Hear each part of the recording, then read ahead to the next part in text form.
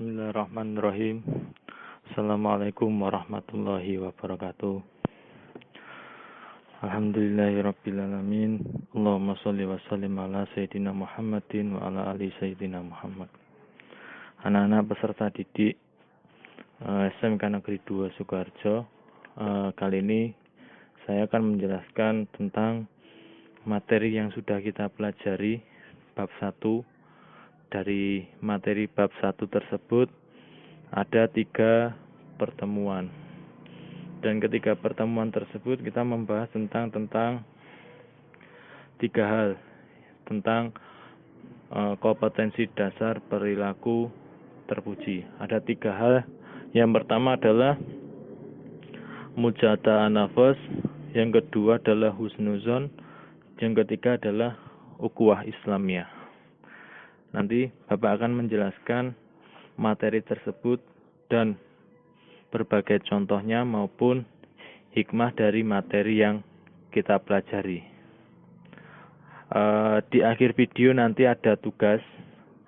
Untuk spesifikasi tugasnya nanti akan saya jelaskan lagi di bagian video terakhir. Untuk yang pertama, dari yang kalian pelajari di Google Classroom, Bapak memberikan materi dan dilanjutkan ke materi tersebut di Blogger khusus pembelajaran PAI. Ya,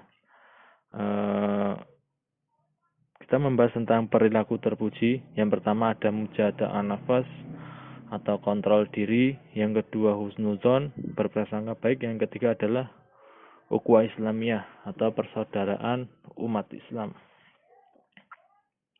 Oke, yang pertama adalah kontrol diri atau mujahadah an-nafs. Mujahadah an-nafs di dalam bahasa Indonesianya adalah kontrol diri. Jadi materi ini adalah bagian dari materi kalau diajarkan di dalam madrasah, materi ini sering disebut dengan materi akidah akhlak, ya, kontrol diri. Saya akan jelaskan bahwa kontrol diri ini adalah sesuatu yang wajib yang harus kita miliki, apalagi kita seorang mukmin, orang yang beriman kepada Allah, wajib mempunyai suatu sifat-sifat ataupun akhlak yang baik. Salah satunya adalah mujahadah an-nafs atau kontrol diri. Jadi kontrol diri adalah pengendalian diri atau penguasaan diri, ya.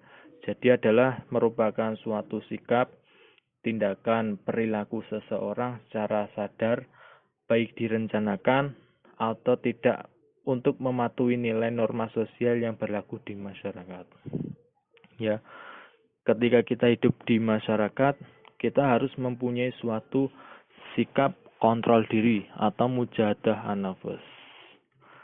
Di dalam materi ini ada landasan ayatnya, yaitu surah Al-Anfal ayat 72. Ya, silahkan kalian bisa baca tentang ayat ini yang menjelaskan tentang pentingnya kita mengontrol diri kita. Lalu yang kedua adalah husnuzon atau berprasangka baik. Ya, jadi husnuzon ini lawan katanya adalah suuzon. Ini salah satu bentuk dari sikap seseorang yang sering seseorang tersebut mempunyai sikap tersebut, yaitu sikap husnuzon maupun suuzon. Jadi kita seorang muslim atau seorang mukmin wajib mempunyai sikap husnuzon, baik kepada Allah, kepada diri kita sendiri, maupun kepada orang lain. Jadi husnuzon itu artinya adalah berprasangka baik atau biasa disebut dengan positive thinking. Husnuzon merupakan lawan kata dari suuzon. Husnuzon berarti kita berbaik sangka, sedangkan suuzon adalah berburuk sangka. Di dalam landasan ayat husnuzon ini ada surah Al-Hujurat ayat 12. Ya, kalian bisa baca sendiri, cari referensinya artinya apa, terus tafsirnya bagaimana. Ya, jadi husnuzon atau prasangka baik ini wajib kita miliki sebagai seorang muslim. Terus yang ketiga adalah ukhuwah Islamiyah atau persaudaraan. Ya, ukhuwah Islamiyah ini adalah salah satu bentuk dari kecakapan sosial kita terhadap orang lain. Ya, ada salah satu landasan ayat tentang persaudaraan atau ukhuwah Islamiyah ini adalah surah Al-Hujurat ayat 10 yang menjelaskan tentang bahwa orang-orang yang mukmin itu sesungguhnya adalah bersaudara. Ya, di dalam materi ukhuwah ini masih dijabarkan lagi menjadi beberapa, ada ukhuwah watoniyah, ukhuwah basyariah, dan salah satunya adalah ukhuwah Islamiyah. Jadi sangat jelas bahwa persaudaraan dapat menyebabkan orang berbuat damai, dan perdamaian itu akan menjadikan persatuan dan kesatuan. Jadi tanpa persatuan, orang akan mudah bertindak semena-mena terhadap sesama, bahkan terhadap di luar agama Islam sekalipun. Bagaimana seseorang atau bangsa berbuat kesatuan sementara kedamaian persaudaraan tidak bisa diciptakan.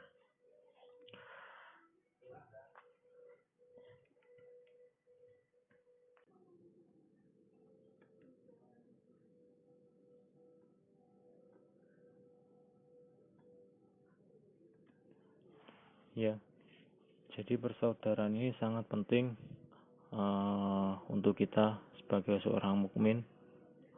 Walaupun di luar sana teman kita ada yang beragama non-Islam, maka kita juga wajib menjaga persaudaraan kita. Itu salah satu bentuk dari persaudaraan antar bangsa. Jadi kita juga bersaudara di dalam rumpun ataupun di dalam bernegara.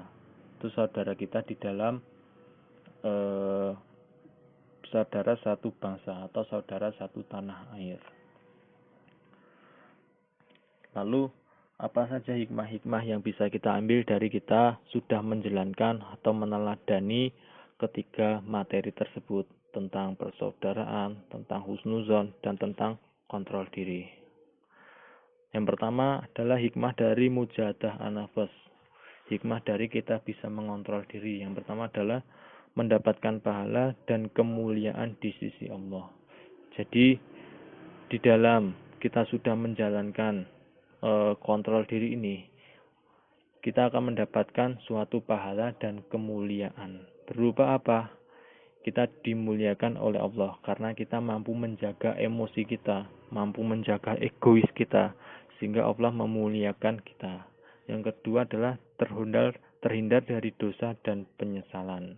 Ketika kita akan bertindak tentang sesuatu hal, kita mampu mengontrol diri. Ketika kita akan melakukan suatu tindakan tersebut, kita berpikir dulu, mengontrol diri dulu. Nanti ketika kita sudah menjalankan tersebut, apa akibatnya? Itu salah satu dari bentuk kita bisa terhindar dari penyesalan. Yang ketiga adalah tidak tergesa-gesa melakukan sesuatu. Karena di dalam kita sudah mempunyai sifat yang tertanam adalah kontrol diri, mampu mengontrol diri. Ya, jadi dari materi kontrol diri ini kita mampu mengasahnya dengan cara apa? Kita bersabar, kita sering berpuasa, itu salah satu bentuk dari bagaimana kita mengimplementasikan dari bermujahadah an-nafs. Jadi 3 poin tersebut adalah hikmah dari mujahadah an-nafs. Lalu hikmah dari berprasangka baik. Yang pertama adalah percaya diri. Ketika kita sudah mempunyai sifat husnuzon atau berbaik sangka kepada orang lain, diri kita sendiri maupun kepada Allah, kita akan mendapatkan sesuatu kepercayaan diri atau yang biasa disebut dengan PD, percaya diri. Jadi PD di sini adalah kita harus memiliki suatu kemampuan percaya diri. Jadi percaya diri ini harus dimiliki oleh orang-orang yang berakhlakul karimah. Karena percaya diri termasuk sikap yang terpuji. Yang kedua, meningkatkan sikap mandiri dan fokus. Ya, dalam hidup ini kita harus berupaya keras agar bisa hidup dengan fokus yang baik. Hal ini akan menjadikan hidup kita lebih terarah dan bermanfaat. Ya, ketika kita sudah berhusnuzon, maka kita akan mendapatkan kefokusan. Terus yang ketiga adalah lebih sukses dalam hidup. Karena ketika orang lain mempunyai sesuatu hal, kita mampu berhusnuzon atau istilahnya adalah berbaik sangka pada orang lain, sehingga kita menilai orang lain itu baik-baik saja. Yang keempat, akan lebih dihargai dan dihormati orang lain. Ya, jika kita sudah berprasangka baik, kita akan dihargai dan dihormati orang lain.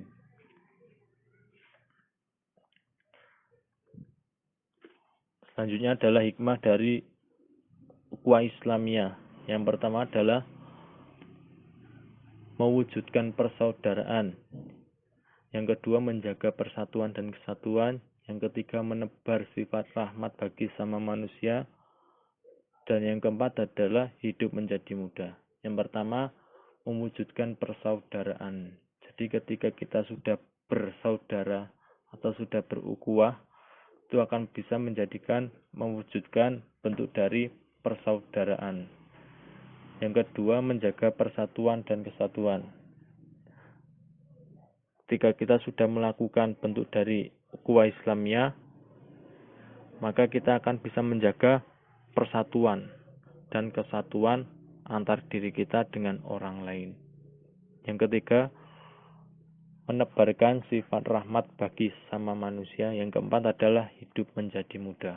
Karena kita sering bersaudara dengan orang lain, maka hidup kita akan menjadi mudah. Kita mempunyai suatu banyak mitra atau kolega atau teman yang dapat memudahkan di dalam kita berkeseharian ataupun kita menjalankan aktivitas sehari-hari.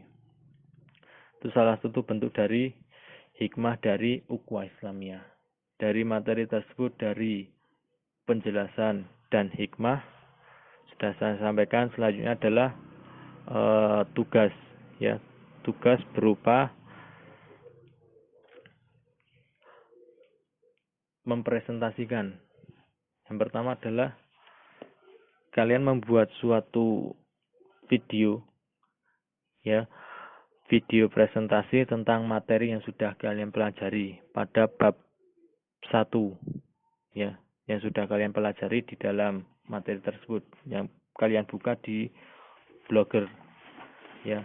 Sana ada materi mujahadah an-nafs, husnuzon, dan ukhuwah Islamiyah, ya. Buatlah video presentasi tentang materi yang sudah kalian pelajari pada bab 1 tentang perilaku terpuji. Ya, jadi kalian menceritakan kembali materi yang sudah kalian dapatkan. Bisa jadi berupa pengertian, terus contoh-contohnya, hikmah yang didapatkan, dan lain sebagainya. Untuk durasi minimal 3 menit dan maksimal 7 menit. Video bebas, boleh menggunakan kamera depan maupun belakang. Ya, jadi kalian bisa merekam sendiri menggunakan kamera depan kalian ataupun direkamkan orang lain menggunakan kamera belakang. Sebelum kalian menceritakan kembali materi yang akan kalian ceritakan, yang pertama kalian perkenalkan diri terlebih dahulu. Ya, sebutkan nama, kelas, nomor absen, dan penjelasan materi di bab pertama.